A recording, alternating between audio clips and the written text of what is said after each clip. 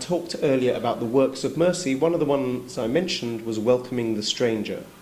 And in a world in which it seems so often politicians are encouraging xenophobia and encouraging Islamophobia, it's so important that the Dennis Hurley Centre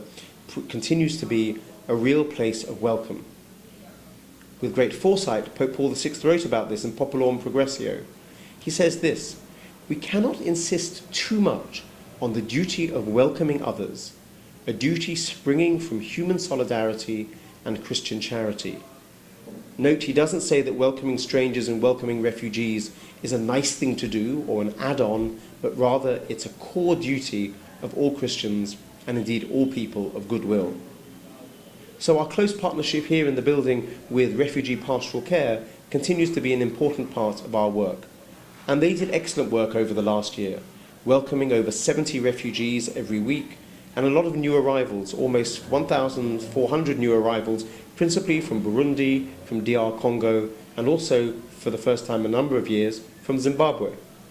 They were also involved in giving uniforms and getting children registered in schools, and in providing language classes every day in English and isiZulu. But we've also seen a welcome for young people in the centre this year, welcoming young people who respond with great enthusiasm to come as volunteers, international volunteers and volunteers from so many different schools and parishes, many of them coming up with great ideas of how they can help.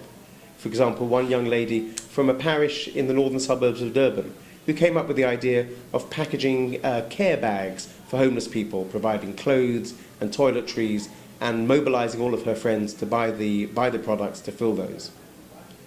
During the AIDS 2016 conference, we saw a massive influx of young people here because we had over 500 teenagers from all walks of life coming into the centre to learn about AIDS and HIV prevention, but also to express in artistic ways their vision of an AIDS-free generation.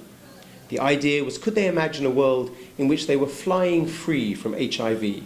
And they did that by creating, out of old yogurt containers, over 6,000 butterflies, which they decorated and were then swarming around the building and out of the building, and was a great symbol to all of the AIDS delegates who came to the centre during that period to see this is the vision of so many hundreds of young South Africans combined in their desire to create an AIDS-free generation.